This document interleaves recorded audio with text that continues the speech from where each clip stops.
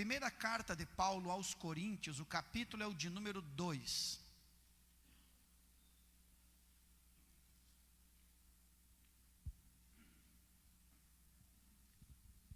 E eu vou ler somente o versículo de número 2. Eu quero começar este ano pregando sobre a importância de saber decidir quais as decisões importantes que vão abençoar a sua vida. Capítulo de número 2 de 1 aos Coríntios e versículo de número 2, diz assim: porque nada me propus saber entre vós, senão a Jesus Cristo e este crucificado. Outra tradução possível é: porque eu decidi não saber outra coisa entre vocês, senão sobre Jesus que foi crucificado. Você consegue repetir após mim, só para memorizar? Diga: eu decidi. É muito importante nós tentarmos, pelo menos tentarmos, eu falo com humildade, conciliar um assunto difícil da Bíblia, que é a soberania divina e a responsabilidade humana. Nós temos muita dificuldade de compreender este assunto. Até que ponto é a soberania de Deus, que cabe a Ele tomar a decisão plena, e em que momento cai sobre os nossos ombros, cai em nossas mãos a responsabilidade humana. É bem verdade que nenhum de nós consegue bater no peito e dizer que é salvo por suas próprias obras, que é salvo porque mereceu a salvação. A salvação é uma obra soberana, é uma obra da misericórdia de Deus. Outra coisa, nós não conseguimos com clareza e com certeza afirmar quem é salvo e quem não é salvo. O máximo que nós conseguimos fazer é a leitura de Lucas capítulo 3, versículo 8, que diz que a salvação, ela é manifestada por intermédio de frutos dignos de arrependimento. Então a gente faz a leitura de quem manifesta um fruto de arrependimento e tem a conclusão de que o evangelho funcionou nesta pessoa. Mas em contrapartida, existem outras coisas que caem na nossa mão e que nós devemos saber tomar as decisões. Eu queria que você prestasse muito atenção nisso. Eu conversava ontem, enquanto eu viajava, eu fui até Porto Xavier ontem, para dar um abraço no pastor João Neri, que estava fazendo 70 anos, e voltamos hoje. E eu conversava com Miriam sobre a importância de viver de forma intencional, de ter senso de missão. E eu vou explicar isso na mensagem, o que é viver em relação a ter intenção. Na verdade, eu devo olhar para o futuro, imaginar como eu desejo chegar lá, e agora começar a viver com intenções que me levem até lá. Viver intencional é projetar o futuro na dependência de Deus, mas saber que isso não vai cair do céu. Aquilo que você visualizou é resultado de dedicação, de renúncia, de sacrifício, de foco e de determinação. Na verdade, a maioria das coisas ruins que acontecem conosco, nada mais são que consequências de más decisões, consequências de más escolhas. E como nós somos péssimos em tomar decisões, como nós somos proativos para decidir e vamos em frente, e quando as consequências das decisões vêm, nós recorremos a Deus. Na verdade, nós tratamos um conceito lá na raiz da nossa crença, de um Deus SAMU, de um Deus 190. Eu não convido Deus para me auxiliar na construção do projeto, tampouco convido Deus para a satisfação da realização. Mas quando o castelo de ilusão se desmorona, eu vou buscar a Deus e dizer: Deus, por que o Senhor não me abençoou? Eu quero que você entenda um princípio. Deus não vai abençoar o que a sociedade declara que é abençoado. É normal umas catástrofes morais serem tratadas como normal na internet. E alguns crentes sem cultura bíblica, com o espírito do bocó, eles vão lá embaixo e escrevem: Deus abençoe essa nova etapa. Deus não vai abençoar o que os crentes dizem que é abençoado. Deus vai abençoar o que Ele determinou que é abençoado. Deus não é homem que vai atrás da homologação da maioria, e a maioria dizendo: é uma bênção, Deus te abençoe, olha que Deus vai te abençoar. E Deus diz: já que todo mundo está dizendo que é bênção, eu vou abençoar. Deus vai abençoar aqueles que decidirem viver a sua palavra e honrar o seu nome.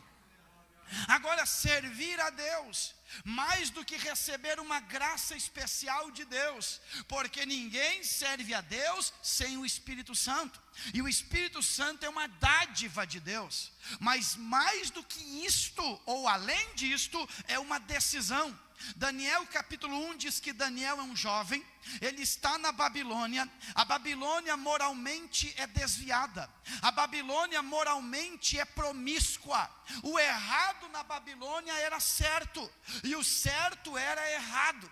Daniel poderia entrar na onda dos babilônicos, na vibe do aplauso do momento, e dizer: estou longe da minha terra, estou longe da minha pátria, eu sou camaleão, eu vou negociar. Não, a Bíblia diz, Daniel capítulo 1 versículo 8, e Daniel decidiu a não se contaminar.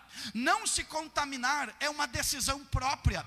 É por isso que a Bíblia diz que quem está na sujeira, decida se sujar mais, mas quem está limpo, decida se limpar mais. É uma decisão. Ninguém pode tomar essa decisão por você. É por isso que a Bíblia diz: eu decidi, quando eu fui ter com vocês, eu não quis saber de outras coisas, eu quis saber sobre Jesus. Lá está desde o início no jardim. Adão e Eva, na plenitude da comunhão, viração do dia, Deus visitava eles e falava com eles. Mas Deus disse: de todas as árvores do jardim comerás livremente, mas daquela ali vocês não devem comer. O que eles fizeram? Eles escolheram deixar o que Deus permitiu fazer e optaram fazer o que Deus proibiu fazer. Veja a expressão, presbítero Patrick: de todas as árvores. Olha o plural, é muita bênção que você tem, mas aquilo ali você não faça. Nós ignoramos que servir a Deus é ser alvo de muitas bênçãos, e optamos por uma coisa que nos distancia de Deus. Pecaram, foram expulsos do jardim. Deuteronômio capítulo 30 versículo 19 diz assim: eis que eu coloco, Deus falando, diante de vocês a vida e a morte, a bênção e a maldição. Aí Deus dá um toquezinho e diz: escolha pois a vida, para que viva tu e a tua descendência. Mateus capítulo 7 diz que há dois caminhos, um é largo e um é estreito. O caminho largo tem uma multidão, é prazeroso, não tem disciplina, não tem exigência, pode ir do jeito que está. Jesus já morreu por mim e vai me salvar. Tu vai encontrar outra surpresa no fim do caminho, porque a Bíblia diz que o caminho largo leva para a perdição. Do outro lado, um caminho estreito, poucas pessoas caminhando, mas leva para salvação. Entre o caminho largo e o caminho estreito está você, e é você que decide. Deus é tão bom que Ele já revelou o futuro da decisão. Uma é perdição, a outra é salvação, mas é você que escolhe. O Senhor não nos obriga. Ele chega a dizer assim em Apocalipse 3:20: eis que estou à porta e bato, se alguém ouvir a minha voz e abrir, eu entro. Deus te trouxe hoje para ouvir a primeira mensagem deste ano, porque você vai ser o que você decidir ser. Oh glória, você tem que pedir graça para decidir. E eu quero falar aqui rapidamente algumas decisões que eu tomei. Já pregamos aqui essa mensagem e eu vou repetir algumas decisões que eu tomei e que tem abençoado a minha vida. Quem quer aprender, diga glória a Deus. Preste atenção, a primeira decisão que eu tomei é ser uma bênção em primeiro lugar para minha casa. Ninguém pode decidir abençoar a minha casa, senão eu mesmo. Ninguém está autorizado a entrar na sua casa e pôr em ordem aquilo que o Senhor tem que pôr em ordem. Pastor não é metido, pastor não é intrusivo, pastor não pode entrar na sua... se eu pudesse, eu tinha tanta coisa para falar, que eu acho que eu ia embora, quebrado, vocês iam me dar uma tunda, como diz o gaúcho.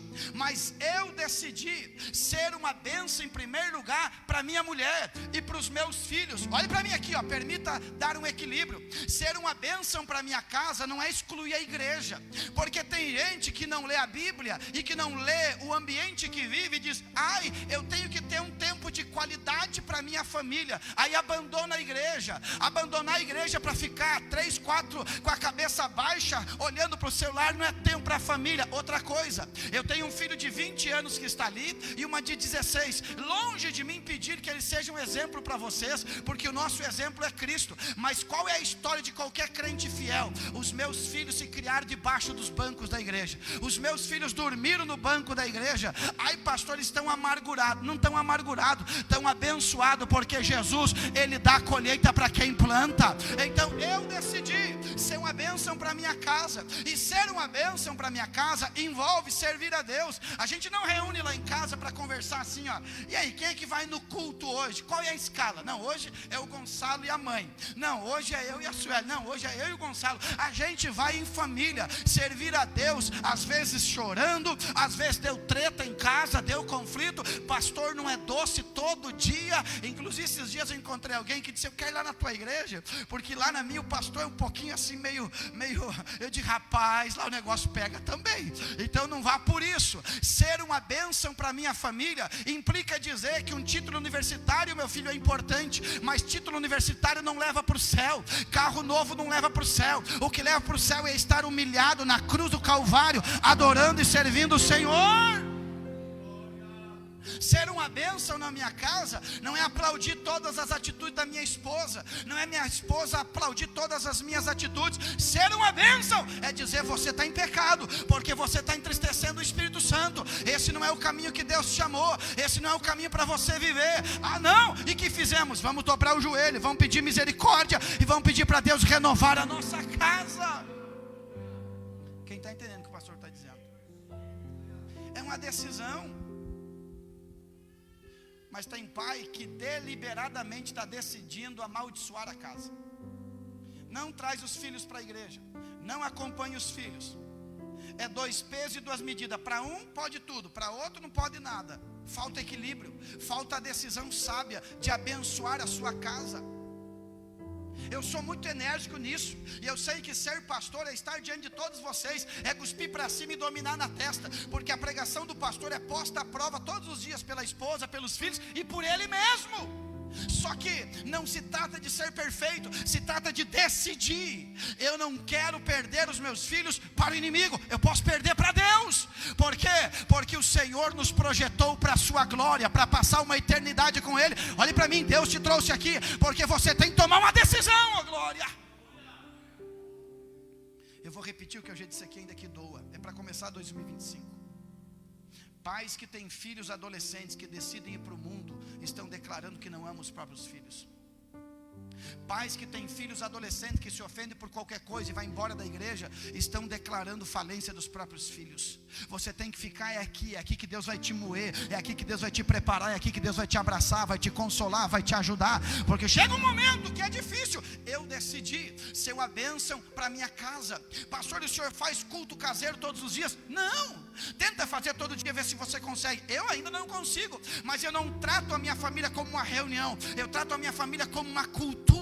Quem sabe eu não tenho um horário que todo mundo se reúne junto para ler a Bíblia, mas todo mundo tem que ler a Bíblia, todo mundo tem que servir a Deus. Eu sou o primeiro a orar, a jejuar e a dizer. Disso eu não disse para vocês esses dias: tem que ler os 4 evangelhos, vamos de novo, porque senão você vai se distanciando da leitura e você vai pensando coisas que parece que está na Bíblia, mas você ouviu da internet, ouviu do cara do youtuber e não está na Bíblia. É muito fácil confundir ideia com verdade bíblica. Então seja uma bênção para a sua casa. Recebe esta palavra? Seja uma bênção para a sua casa. E você que é homem, decida este ano ser o sacerdote da sua família. Dobre o joelho na tua casa e diga: Deus, abre o céu sobre a minha casa e sobre os meus filhos. Eu sinto a graça de Deus aqui. E a senhora que é a mulher, não seja mulher carrinho de mão que tem que ser levada. Diga: Senhor, eu quero te servir. Meus filhos vão me ver como uma inspiração. Eu decidi, oh glória, ser uma bênção.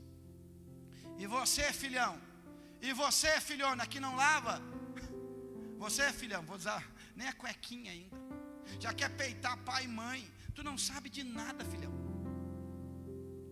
O conselho tutelar não está aqui, mas está sendo transmitido, né?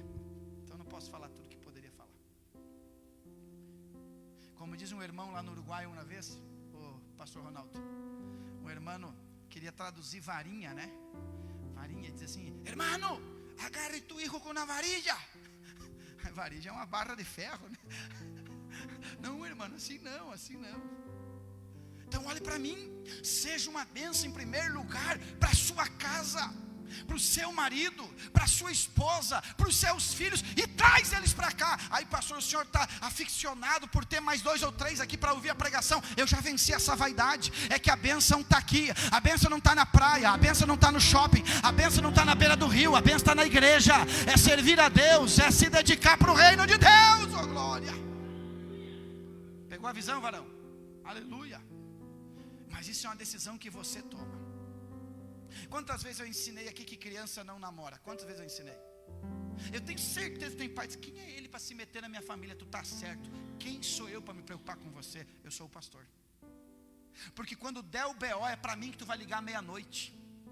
Quando der a treta é para mim que tu vai ligar. Quando você tiver vontade de matar a criança a pau, é para mim que vocês vão ligar. Então ouça o profeta para não colher a consequência. Coloca uma meta e um propósito na sua casa. Acidentes acontecem, acidentes ou incidentes. Acidente é o que saiu fora do percurso. A família, por mais correta e entregue que seja a Deus, corre o risco de ter acidente. Acidente é aquilo que não é culpa sua, aconteceu. Mas tem gente predestinada ao erro porque constrói o erro. Olhe para mim, Deus te trouxe hoje para dizer: decida ser uma bênção para a sua casa, bendito Deus. Segundo lugar, segunda decisão que eu tenho faz tempo, eu decidi inspirar outras pessoas a buscar a Deus. Quando alguém senta do seu lado, conversa contigo, o que ela sente vontade? De contar piadinha e rir? De falar besteira, promiscuidade? Eu disse essa semana lá em casa, eu estava ali na areazinha, né? Degustando uma melancia. Um bom presente, tá? E eu disse como seria importante a gente pegar Gálatas capítulo 5 e selecionar todas as obras da carne que a Bíblia diz, e pegar um dicionário bíblico e tentar entender o que é as obras da carne. Entre as obras da carne tem algo chamado chocarrice, que a maioria dos crentes não sabe. E aí eles estão entristecendo o Espírito Santo, porque agora Deus não pode falar, porque tudo é brincadeira. Então olhe para mim aqui, ó. Se andar comigo tem que buscar a Deus, tem que se inspirar servindo ao Senhor. Está entendendo? Eu decidi inspirar. Quem viver comigo vai ter mais vontade de ler a Bíblia, de ler um livro, vai ter vontade de aprender da palavra. É o que eu decidi. Quem anda com você, sai perto de você com vontade de fazer o que, meu irmão? Então decida inspirar alguém para buscar a Deus este ano. Que alguém se aproxime de você. Tem gente que se você se aproximar dele, você pega um resfriado, porque ele é mais gelado que o Polo Norte. Então diga: Deus, acende a minha vida no fogo do Espírito Santo. Aleluia! Que quem se aproxima de mim sinta paixão por Deus, amor pelo Evangelho e vontade de orar, de jejuar. Aproveito para levantar a mão e dizer: ano de 2025, ano de jejum e oração, a glória. Quais são os 2 dias na semana que a Assembleia de Deus de Antônio Prado vai orar e jejuar?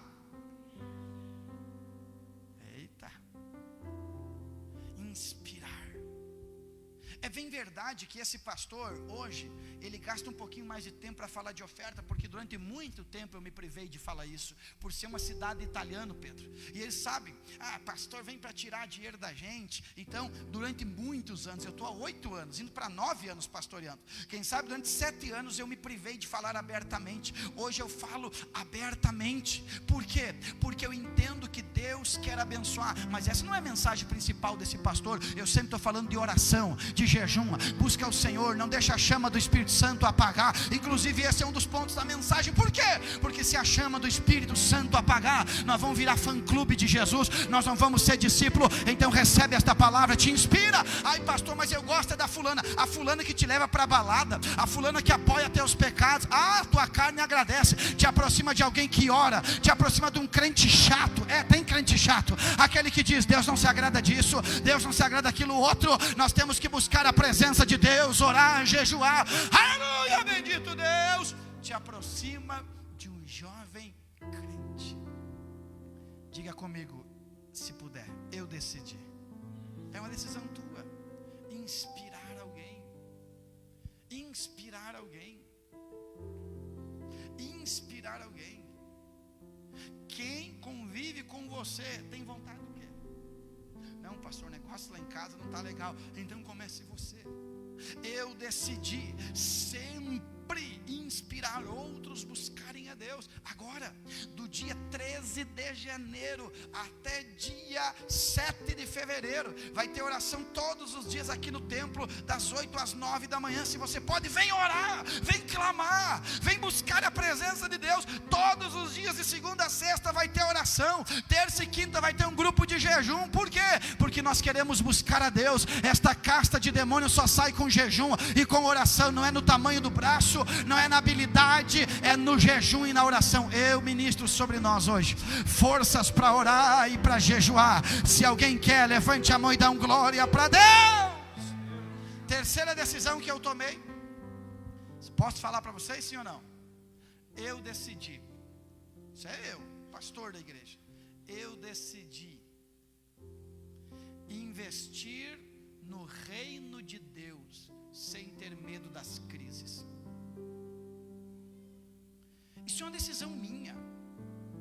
Irmãos, olhe para mim aqui, eu sou um pastor, mas eu sou um pastor humano, as pessoas convivem comigo. Eu não sou feito de pó de anjo, não.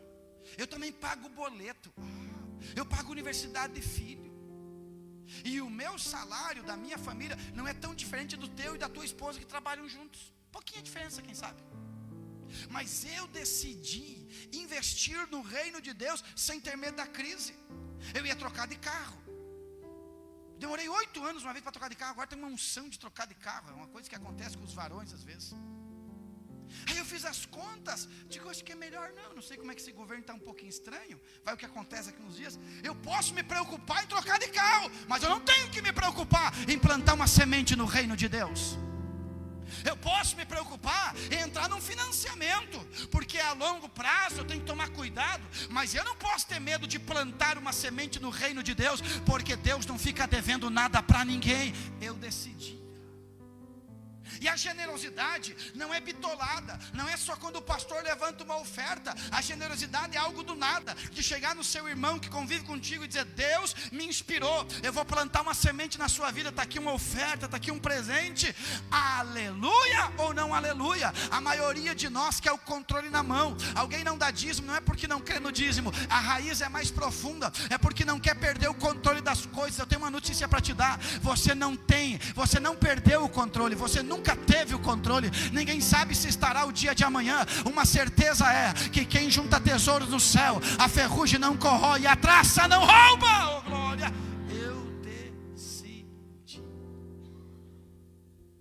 Quantos testemunhos eu posso dar para vocês de plantar uma semente? Vou mais, tem gente que até deixei o bigode igual para... Tem gente que o beijo está desse tamanho enquanto eu estou pregando.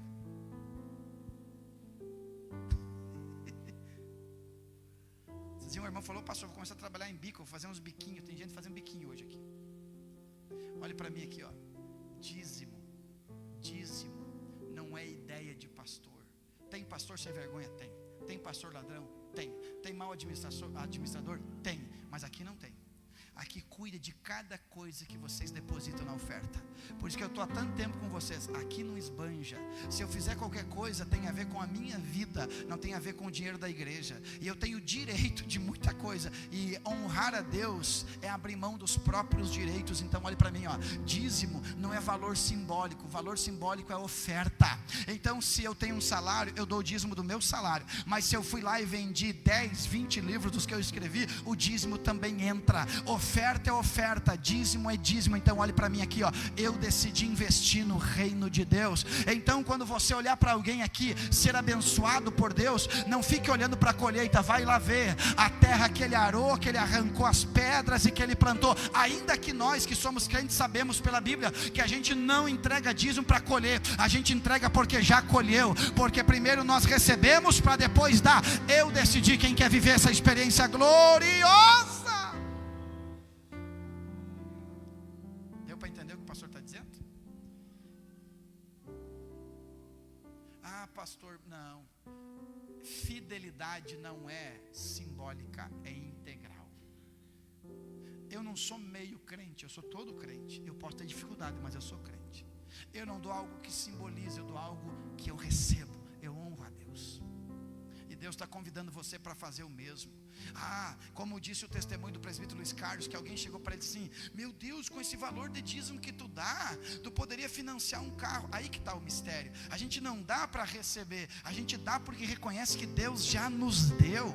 Tu acha que eu não sei respeitar e honrar? Aqui, ó, a maioria dos dizimistas fiéis não são os que ganham mais. A maioria dos dízimos dessa igreja não são os de 500, 600, é os de 180, 190. É aquele que fez uma faxina e deu R$90 de dízimo no fim do mês. Esses são os que mantêm a igreja em pé. Não vai com a tua mentalidade embora. Guarda aqui, quem cuida dessa igreja não são os empresários, não são aqueles que ganham mais, são aqueles que são fiéis ao Senhor, que honra a Deus acima de todas as coisas. Mais uma decisão em quarto lugar. Eu decidi, isso é minha decisão, a não negociar meus princípios por conveniência. Eu vou levantar uma tese e vou deixar a bola na cara do gol, e você leva para casa e resolve isso aí. Eu decidi a não negociar os meus valores. Olhe para cá. Imaginemos que tem um baile aqui na cidade sexta-feira. Vai ter o quê? Fala, crente. Tem uns aí que o pé. Vai ter um baile. Eu sou crente. Crente vai em baile, sim ou não? Uns que vão aqui, ó. Crente vai no baile, sim ou não? Por que não? Porque lá se manifesta a obra da? Mais ou menos isso, né? Mas quem já foi aqui, eu vou usar o nome, esse é o único nome que eu conheço da cidade, não sei nem se tem mais opção. Quem já foi na Star? Quem já foi? Eu já fui. Você nunca foi numa formatura, nada lá? Não quer te entregar, crente? Sempre rola uns storyzinhos. Então eu fui. Então ir na Star é pecado, sim ou não? Opa, já mudaram agora. É pecado ou não é pecado? Não é pecado se for para uma cerimônia. Mas se é o ralabucho, se torna pecado, sim ou não? Porque ali tem obras da? E na praia que tem todo mundo pelado, é pecado, sim ou não? Não, só guarda. E na praia que todo mundo está pelado, que tu sabe que elas vão estar de biquíni. Porque o problema da nudez é que a nudez foi mudando o conceito hoje. Antigamente a nudez, na cultura, era simplesmente o rosto. Aí vencemos o rosto, glória a Deus por isso. Não ia casar com cada feia, né? Pelo menos ver o rosto agora. Aí a nudez foi diminuindo. Antigamente era saia. Depois veio a mini saia. Depois veio a micro saia. E agora é para que saia? Para quê? Então nosso conceito de nudez foi mudando. Antigamente o contexto de nudez era, não, bota, né, tapa pelo menos. Hoje o conceito de nudez é simplesmente um adesivo que tampa a ponta do peito e que simplesmente cobre a genitália. Então se eu vou num lugar que é predisposto, eu decidi, eu sei que ali tem pecado, que vai entristecer o Espírito Santo, eu deixo você resolver isso em casa depois. Porque se eu predisposto acesso um site pornográfico, é pecado. Se eu vou num ambiente que o pecado é aplaudido, que o liberalismo liberalismo é aberto, mas eu vou predisposto. Eu sei que vai ter, a não ser que eu chegue, posso estar num rio, daqui a pouco chegou gente estranha, sepelou, o que eu faço com a minha família? Eu largo embora. Então olhe para mim aqui, ó. Se Jesus vier buscar a igreja e o crente estiver num ambiente carnal, predisposto, decidido, ele aceitou, não foi do nada, não foi surpresa, ele botou gasolina, ele decidiu andar para lá e para cá, na unção do ventilador, ó, olhando para todo lado. Se Jesus vir, eu não sei se esse crente vai subir. Pastor, é pesada demais esta palavra. Isso que eu sou pastor liberal para alguns, mas isso aqui é Bíblia. Então diga: Senhor, eu não vou negociar os meus valores, eu vou servir a Deus. Porque João capítulo 6, Jesus pregou uma mensagem um pouco dura, e os discípulos disseram que é demais essa mensagem, Jesus. Um dia eu estava na praia. Eu contei isso aqui, vou contar de novo, viu, Pedro? Eu estava na praia. Fui lá na pousada de um amigo, para descansar um pouquinho. Nem vou dizer o nome da praia. Aí eu vou dar uma caminhadinha cedinho. Aí encontro um casal. E lá vem o irmão com uma sunga profética.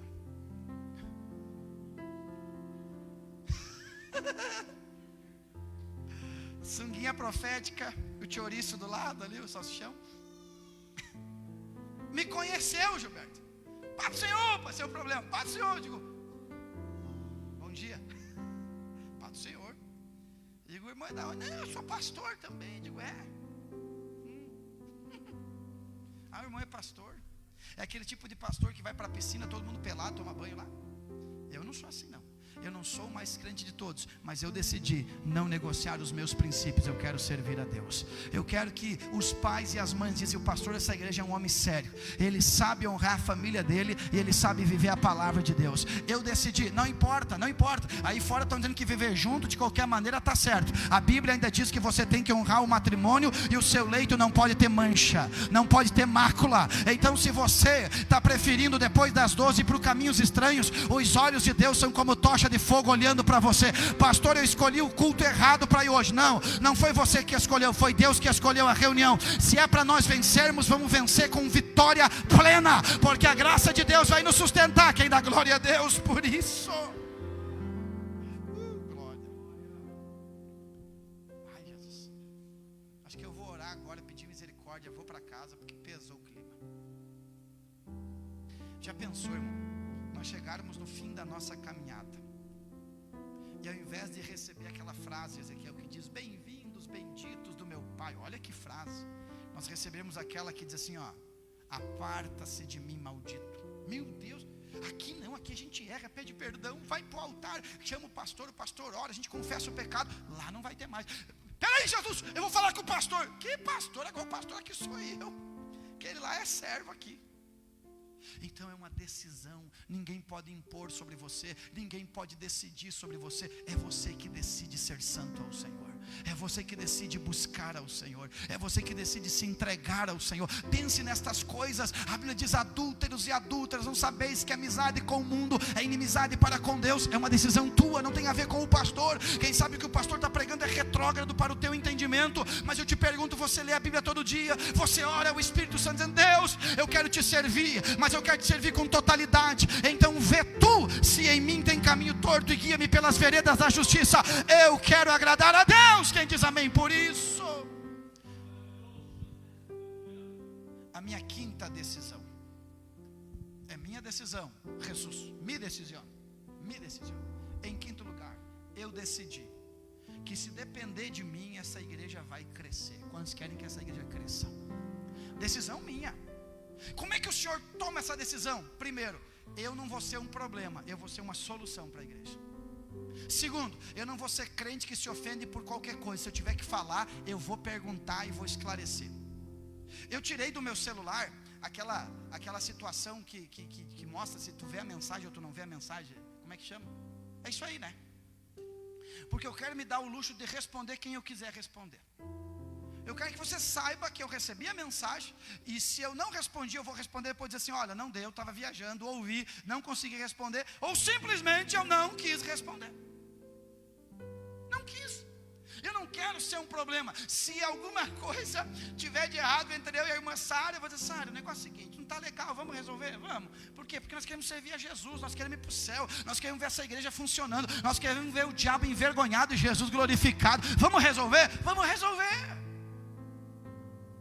Eu quero ver essa igreja crescer. E se tiver que ficar sem comer, em jejum, vamos ficar sem comer. E se tiver que orar mais, vamos orar mais. E se tiver que visitar crente, nós vamos visitar crente. Mas crente que se permite ser achado. Eu parei aqui esses dias, um na porta ali do banheiro. Senhor varão, vem cá, vem cá, vem cá. Falei assim para ele, chamei um presbítero junto, vem cá. Como é que tu quer que nós te tratamos? Tu desaparece, nós mandamos mensagem, você não responde. Visualiza, não quer saber. Eu quero só saber como é que eu tenho que te tratar.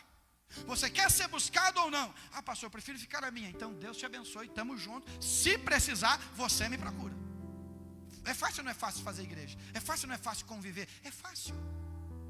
Porque eu disse para ele, porque tem gente que se eu não procuro, eu sou indiferente. Se eu procuro, eu sou impertinente. Então você tem que decidir. Eu chamei esses dias o Kaique, que é diácono da igreja. Olha a expressão que eu usei para ele. Disse: pastor, não estou te vendo muito. Eu disse assim: ó, quem manda nessa relação é você. Porque eu tenho 220 pessoas para cuidar. Você só tem eu como seu pastor direto. Então eu vou ser para você o que você decidir que eu seja. Um pastor presente, um amigo, um companheiro. É você que vem. Eu não dou conta, faz muito tempo de atender todos. Então olhe para mim aqui, ó. Eu decidi ver essa igreja crescer. Porque quando ela cresce, as famílias são restauradas, as crianças são abençoadas, os jovens são alcançados. Oh glória, o diabo vai perdendo e o céu vai ganhando. Quem recebe esta palavra? Quem quer ver essa igreja crescer? Oh glória. Decisão. Diga comigo, se você puder, diga: eu decidi ver a minha igreja crescer. Pergunta para quem está do teu lado se ele é crente. E você decidiu? Pergunta para ele aí. E você decidiu? Se a igreja crescer, pastor Roberto, vai vir mais gente para trabalhar, nós vamos ter mais recursos para abrir frente missionária, para construir os lugares que nós queremos. Eu profetizo em nome de Jesus. Eu levanto a minha mão para declarar o que eu creio, rumo aos 300, quem concorda comigo? Rumo aos 300, quem concorda comigo? Deus vai, e se Deus, olha como eu quero ver minha igreja crescer. Eu saí 5 horas da manhã, eu viajei 550 quilômetros. Por quê? Porque eu tinha um irmão para atender hoje de tarde, porque ele disse: eu quero reconciliar, pastor, eu quero conversar contigo. Eu digo: então eu vou te atender. Eu poderia ter dado luxo, dizer: não, vem amanhã. E se esse camarada parte sem salvação, o pastor tem que orar por ele. Estava na minha mão decidir, então eu vim. Recebe esta palavra. Deus vai te dar a oportunidade de fazer essa igreja crescer. Oh glória. E eu termino agora. Minha 6ª decisão, essa aqui é importantíssima. Eu decidi, se depender de mim, se depender de mim, eu quero ser cheio do Espírito Santo todos os dias. Aleluia. Eu estava preparando uma mensagem hoje sobre não entristeça o Espírito Santo. Eu digo, essa é uma mensagem, quem sabe, mais para a ceia, para os crentes no total. Escute isso que agora eu vou concluir a mensagem. Efésios 4:30 diz: não entristeçam o... Quando você lê o Salmo 51, pastor Roberto, que o senhor já pregou para nós, o salmista diz assim, ó: devolve a alegria da salvação. São estágios. O crente, ele pode ser salvo e não ter mais a alegria da salvação. E é um dos primeiros estágios para ele enfraquecer na fé, apostatar na fé e desviar. É ele perder o gozo da salvação.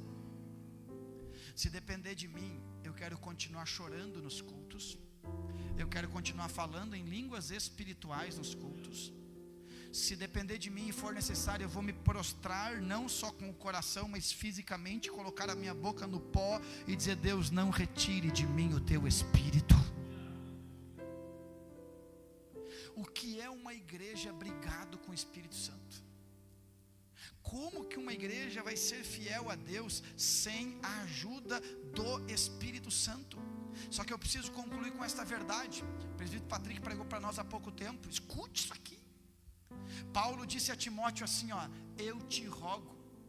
Olha o que Paulo disse a Timóteo: eu te rogo, eu estou te pedindo que você avive o fogo do Espírito Santo que está em você. Paulo está dizendo: Timóteo, eu só posso desejar ver você avivado, mas é você mesmo que busca o avivamento. Oh glória! Irmãos, vocês podem me ver cansado, mas não desanimado, porque o meu combustível é o céu. Às vezes o aplauso de algum e outro pode me ajudar, mas eu venci uma fase de: se me aplaudir eu vou caminhar, se me apedrejar eu vou caminhar. O que eu não posso ficar é sem o Espírito Santo, de tanque vazio. Pergunto para você que é batizado em águas, que toma ceia: como é que está você e o Espírito Santo? O Espírito Santo é Deus, vocês sabem disso, Ele é Deus. Como é que você está com Deus? Faz quanto tempo que você não vem para o templo com intensidade, de dizer: meu Deus, me enche, me encontra, eu me quebranto, eu me derramo. Crente apaixonado pelo céu, tu vê na expressão facial, ele quer a presença, ele chega num ambiente que está unção, ele já cola no ambiente e diz assim: eu não saio daqui enquanto eu não receber a porção que Deus tem para mim. Eu quero a presença de Deus. Faz tempo que você não se quebranta. Tem crente que, se nós abrirmos, ele tem uma teia de aranha na garganta, ele não consegue mais dizer glória a Deus e aleluia. Ai pastor, eu dou glória a Deus, e interno está explodindo o teu coração, tanto glória a Deus. Libera esta adoração. Você não pode ficar brigado com o Espírito Santo. Se depender de mim, com dinheiro ou sem dinheiro, eu quero estar cheio do Espírito Santo.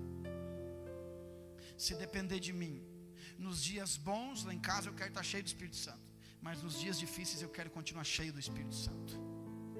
Se a igreja estiver cheia e às vezes a conta da igreja estiver boa para fazer os projetos, eu quero estar cheio do Espírito Santo. Mas se alguns irem embora e de repente as finanças não estiverem tão boas, eu quero estar cheio do Espírito Santo igual. Oh glória! Se alguém estiver do meu lado, eu quero estar cheio do Espírito Santo. Se alguém decidir não estar do meu lado, eu quero estar cheio do Espírito Santo. Eu quero estar cheio, se depender de mim, eu quero estar cheio do Espírito Santo. Aviva o fogo de Deus que está sobre a sua vida. Oh glória! Se coloque em pé agora.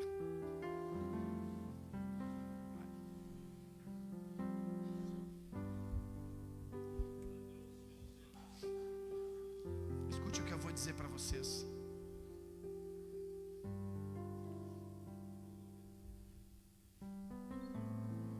Deus me deu o privilégio de ficar os quase 11 anos no país do Uruguai, fazendo missões. E se tem algo que os latinos têm, até eu ouvi, cada gíria que a gurizada vai ensinando a gente, né? Antigamente eles diziam assim: esse tem a senha, né? Agora estão dizendo: esse tem um molho. Então eu não entendo muito, mas estou aprendendo. Esse tem um molho, né? Esse tem a maionese, né? Mas eu ouvi alguém muito importante no Brasil hoje, pelo louvor que ele falou, que ele cantou, e ele dizendo dos latinos algo que eu concordo, assim: eles têm um molho. Eles têm. Se você vai na nossa igreja no Uruguai, por mais limitado que seja o ambiente, a estética do bairro, que para mim isso não é problema, mas para alguém é, tu vê os irmãos cantando com devoção, com adoração, com entrega. Tu vai na Argentina, por exemplo, como eu vou às vezes em Buenos Aires, tu vê elas entram na igreja com uma vontade de encontrar o Espírito Santo. Ai pastor, o Espírito Santo já mora em mim. É verdade que o Espírito Santo é uma força de expressão, encontrar o Espírito Santo. É ter devoção, é ter intensidade. Aí nós viemos no Rio Grande do Sul, como é que os crentes estão?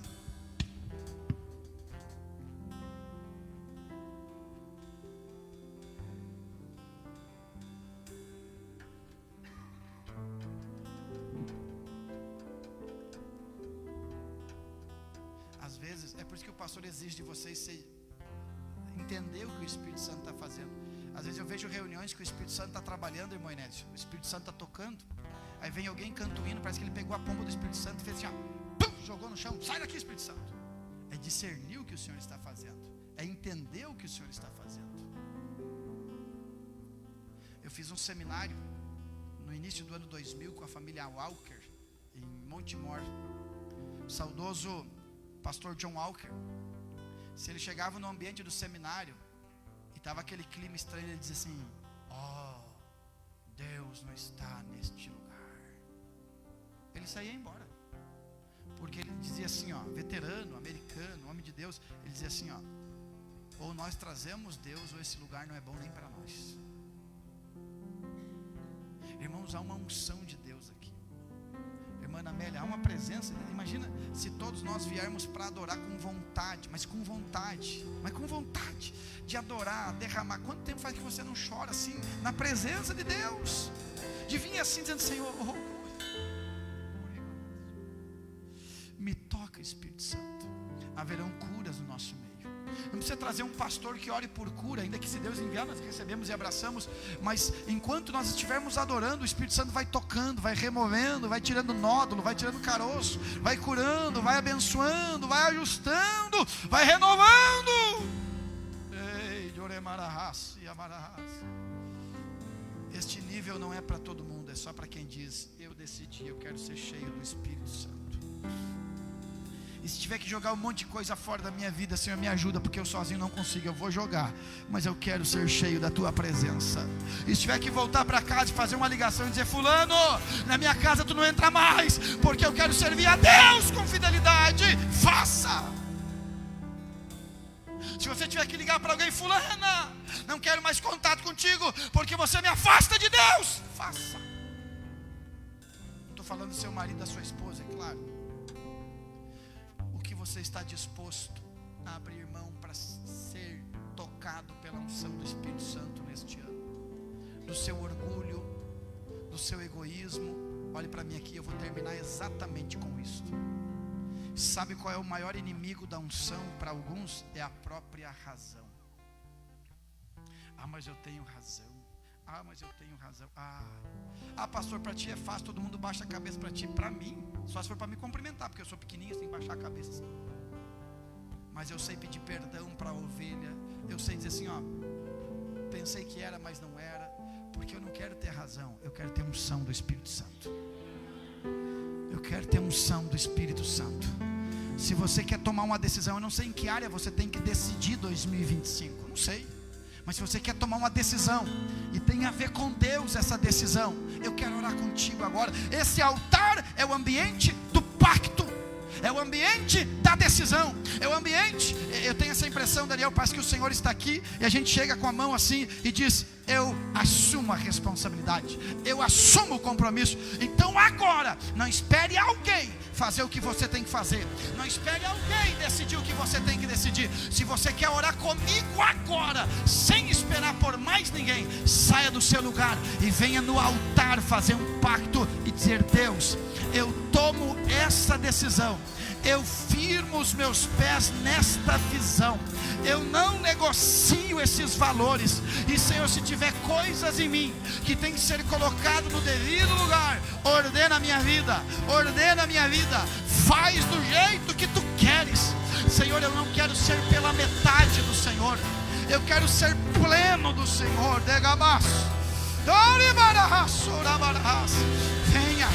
Venha. Eu digo: Senhor, eu vou gastar mais tempo pregando a mensagem hoje, porque é noite de tomar uma decisão. Eu decidi ser intenso, eu decidi viver para o Senhor, eu decidi arrastar a minha família para o endereço da bênção. Diga: Senhor, eu tomo esta decisão, eu tomo aquela decisão. Eu quero ser uma tocha acesa na sua presença. Eu decidi vencer a depressão, eu decidi vencer a crise de ansiedade, eu decidi vencer a indiferença, eu decidi, com a ajuda do Espírito Santo. Nós já vamos orar. Tem mais alguém para sair do lugar? Sai do seu lugar e vem firmar diante de Deus a tua decisão. Sai do seu lugar e venha para o altar. Tem espaço aqui, os obreiros vão impor as mãos, Deus vai usar eles. Mas sai daí dizendo assim: eu decidi não ser mais visitante, eu decidi congregar, vou ser membro da igreja, vou estar debaixo desta cobertura espiritual. Oh glória. Eu decidi vencer as minhas dificuldades em Deus e viver o melhor para mim. Oh glória. Se a tua decisão é para a glória de Deus, Deus vai te honrar. Mas eu oro com esta palavra: decisão sem comprometimento é só sentimento, não é realização. Decisão sem comprometimento é só sentimento, não é realização. Senhor Deus, eu levanto a minha mão sem ira e sem contenda. O apóstolo Paulo disse: eu decidi. E nós estamos estamos decidindo decidir abrir mão de qualquer coisa que me afasta de Ti, decidir abrir mão de qualquer coisa que me distancia da Sua presença, decidir abrir mão de qualquer coisa que me distancia da Sua graça. Oh Espírito Santo, decidir a Te adorar com intensidade, a Te adorar com fervor, a Te adorar com total dedicação. Oh, aí onde você está, diga: eu quero, Senhor, viver o extraordinário, eu quero viver o diferencial da minha vida, eu quero viver algo poderoso, algo extraordinário. Oh glória, oh glória, oh glória. Diga: Senhor, eu abro mão de qualquer coisa, Senhor. Oh, diga: Pai, fale especificamente ao meu coração. Oh, este é o lugar da Sua bênção, este é o lugar da Sua vitória, este é o lugar da Sua bênção. Eu declaro um pacto com o céu realizado. Aleluia! Olha aí!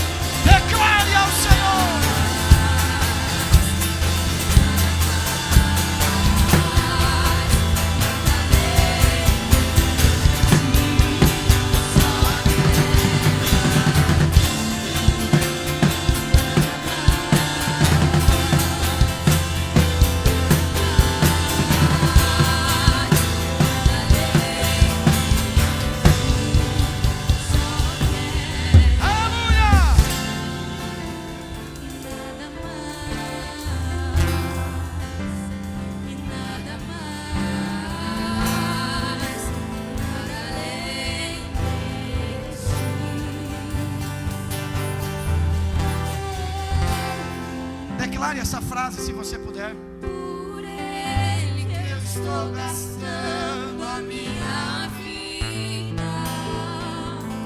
perdendo tudo por amor e com alegria, dono dos meus dias.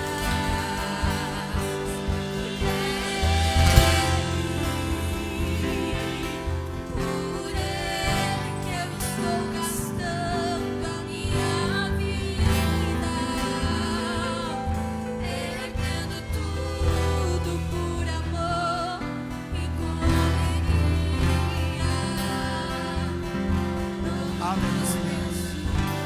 Ele é o nosso Senhor. Quantos dizem graças a Deus?